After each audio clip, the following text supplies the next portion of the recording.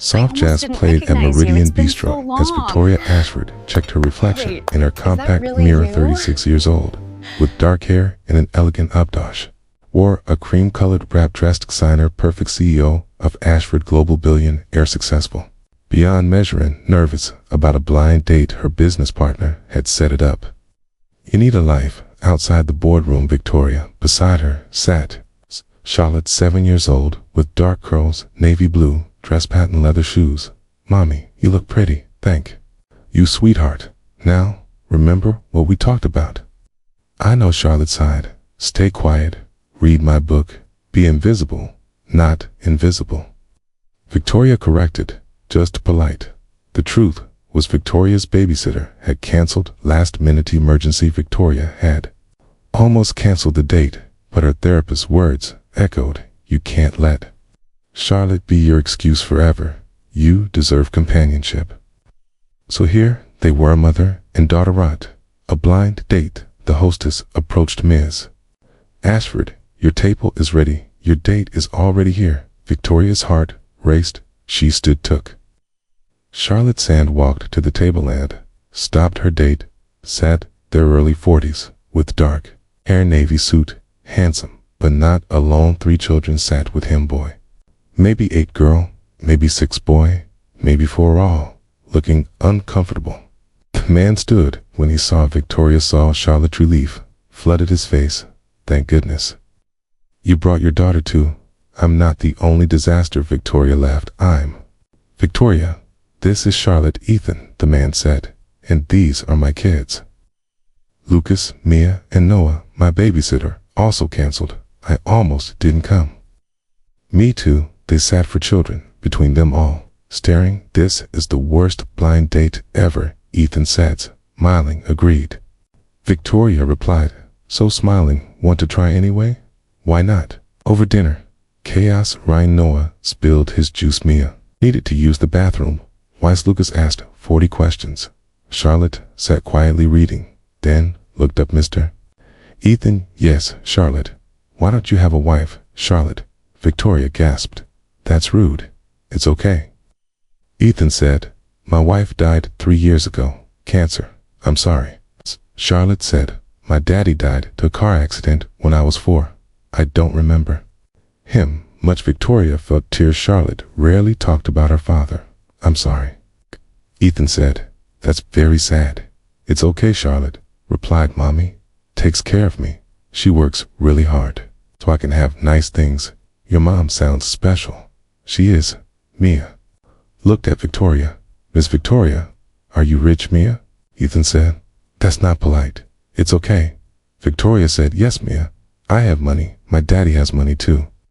Mia announced he has a big company, but he still makes us dinner and does laundry because he says money doesn't raise children.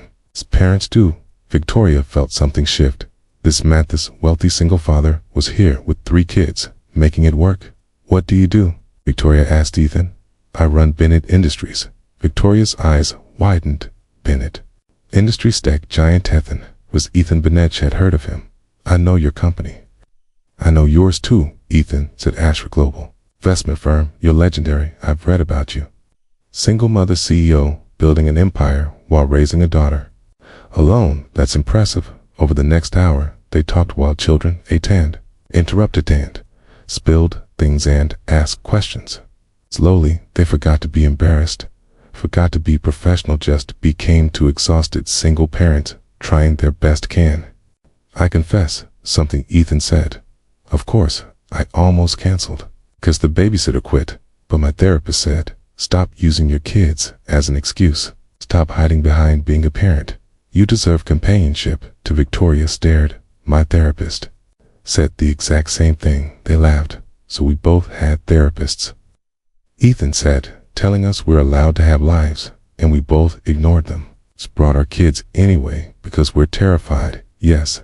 At the end of dinner, children's exhausted, food everywhere. Victoria said, this was the worst blind date and also the best. Agreed. Ethan replied, can we do it again with proper babysitters this time? Or, Victoria said, with the kids again. Really, they make it less scary, more real over the following months. They dated always, with all the children park trips, movies, museums. The kids became friends then. Family 6 months later, Ethan proposed at the same restaurant, same table, all for children present. Victoria. Ethan said, 6 months ago, we had a blind date. Both of us brought our kids because we were too scared to go alone, too used to hiding behind being parents. He knelt down. But those kids taught us something. That family doesn't have to be traditional, that love can include chaos, that it's okay to want companionship and parenthood, both at once. Will you marry me? Will you let our children be siblings? Will you let us build this together? Yes, at their wedding, all 4 children stood with them. Charlotte gave a speech, now 8 years old, when Mommy took me to her blind date. She said, I was embarrassed. Thought, this is so weird. Why am I here? The audience laughed, but then I saw Mr. Ethan and Lucas and Mia and Noah, and I realized, Mommy wasn't hiding me, she was including me. That's different. Victoria stood crying for 3 years after my husband died. She said, I threw myself into work and into being Charlotte's mother. Told myself, that's enough. I don't need anything else. She looked at her family. But I was lying, I was lonely, I was scared, okay? I was using Charlotte as an excuse not to try. Then I went on a blind date. Babysitter canceled. I brought Charlotte. Found Ethan had brought his 3 kids and realized I wasn't alone in being scared. In using children as shields and thinking I had to choose between being a parent and being a person. Ethan spoke when my wife died. He said, I became everything for my kids, father, mother, provider, comforter, everything. I told myself, this is enough. They need me. I can't be selfish. His voice broke, but Victoria taught me, okay, that wanting companionship isn't selfish, that including your children in your life, not hiding them, is healthy. That night, when we both showed up with kids in tow, we stopped pretending, we stopped hiding. We just were messy, imperfect, scared parents, trying to have lives. That's when I knew she was the one. Years later, Victoria and Ethan started a program for single parents, date night support, free babysitting for single parents trying to date, because sometimes the barrier isn't fear. Victoria would explain its logistics and childcare costs. When people asked about the program, Ethan would say, we both brought our kids to our blind date because we had no choice. Victoria would add, we thought it would be a disaster. Instead, it was perfect. And all 4 children would say they stopped hiding behind. You were started, including us. That made us a family. Charlotte, now 17, would add, Mom used to think being a parent meant sacrificing everything, but really, it means including them in your whole life.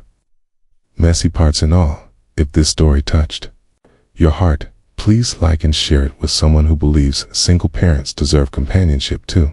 Subscribe for more stories about blended families and authentic living. Comment and tell us about including children in your journey rather than hiding behind them. Your story might free someone today.